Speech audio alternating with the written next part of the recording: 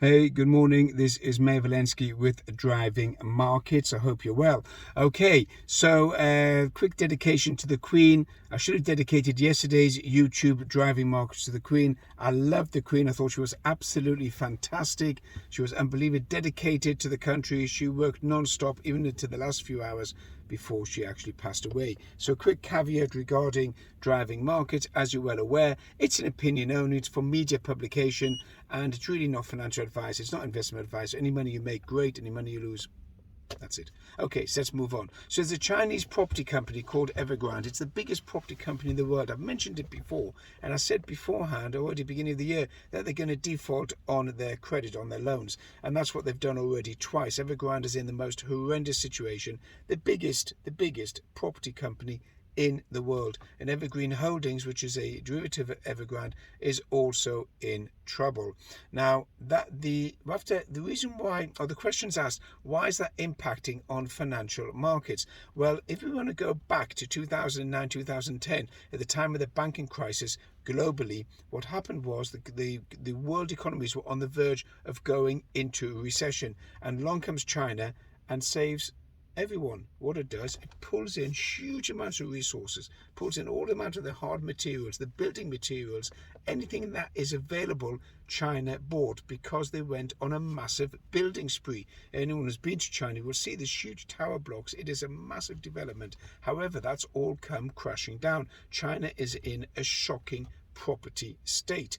In other words, property has fallen to such a degree where there's tower blocks half completed. The builders have gone bust, and now the Chinese authorities need to put in hundreds of millions of dollars in order to save these builders from desolation, and also to build up and complete these tower blocks that are half completed. Now that's floated down to the actual end user. The mortgage holders now are refusing to pay their mortgages because their properties are undeveloped and not finished, and therefore they've taken out loans based on an interest-based loans on properties that are not finishing. Therefore, they're refusing to pay those loans because those loans are related to the new property, and the new property is not being finished. Therefore, the whole cycle, the whole circle of money movement is coming to a grinding halt, and that's going to impact global markets. How it's going to impact global markets? Because what you've got is suppliers from around the world. It could be conglomerates, or they could all the way down to the small supplier. It's been supplying China as a customer, and now those materials are going to be in less demand as a result of the property crash in China. Now, if there's a property crash in China, we're talking about a 30% drop, at least, probably another 20-30% to go. We're talking about a major property crash across the whole of China, especially in Beijing, Shanghai.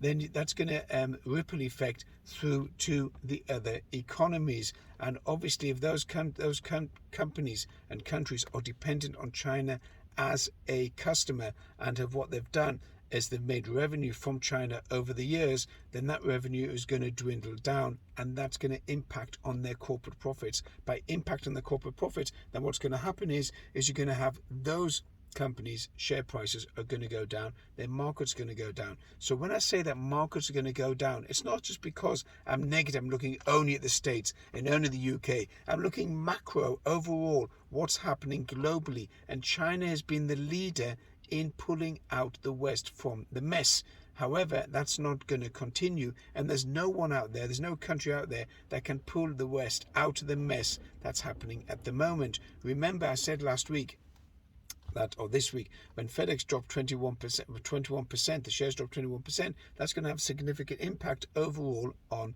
markets. And it will do, because it's an indicator of where we're going, and the markets are going to go down. We're going to see the Dow down to around about the 25,000, even less, within the next 2 to 3 months, as interest rates rise and inflation begins to rise again. The banks are in a difficult situation because, again, if they start pushing interest rates up too high, then that's going to cause the economies to go further into recession. And they are technically in recession. So where do we go from here? Well, over the next 12 months, you're probably going to see a 20% fall in property prices around the Western world. Talk about Canada, US, UK. That's where you're going to see a 20% fall in property prices, and employment will rise further because companies will start laying off staff, or already have already started laying off staff, etc. Sorry about that, just correcting the phone. Have already started laying off staff. Therefore, you have a rise in unemployment, and retail sales will fall. You need to tighten your belt. You need to be prepared for that. We can't just avoid and say, oh, everything's going to be okay. As one viewer on Instagram said to me, he says, well, the governments will just have to start pumping in more money and doing quantitative easing. That's not going to happen. Otherwise, you're going to have inflation at around about 50%. So just looking at this week, obviously, you've got the FOMC today and tomorrow. Going to come with the interest rate decision tomorrow in the States. Most likely it's going to be 75%. I say it's going to be 100 basis points. Could be small outside chance, but I believe that's going to happen. If you look at my YouTubes at the beginning of the year, when I was saying that interest rates in the States are going to be 4 to 4.5% by the end of the year, everyone laughed at me and said, what are you talking about? It's impossible. They're going to put interest rates up to maybe 1%, maybe 1.5%. That's going to be it. Well, if you look back at the beginning of the YouTube from January, February, March, when I was talking specifically about interest rates, I said they're going to be 4.5% in the States, and they are going to end up 4.5% in the States. As far as the UK is concerned, probably going to end up at 3.5% because Andrew Bailey's got no balls, and that's the way it works. But you're going to end up with interest rates in the UK at 3.5% this year, and probably next year they're going to be 6%. A mortgage in the States now is running at above 6%, and property builders and developers are now lowering the sale prices on those homes in order to sell them. So their cost of building has gone up, and they're lowering the prices, so they could be end up verging on losing money on building those properties in the States, as the cost of mortgages rises and the cost of housing is already too high, and therefore people are pulling out of the market, and therefore the property prices will fall further. Also, those people who are renting will end up not being able to pay the rent and moving out, and therefore you're going to have more vacant properties. You need to mark my words. This is what's going to happen over the next 12 months. Don't be fooled. Property prices are going to go down, and they usually follow 1 year later. There's a lag behind stock markets. As markets fall, then property prices are going to fall as well. This is Mayor Valensky with Driving Markets. Have a good day.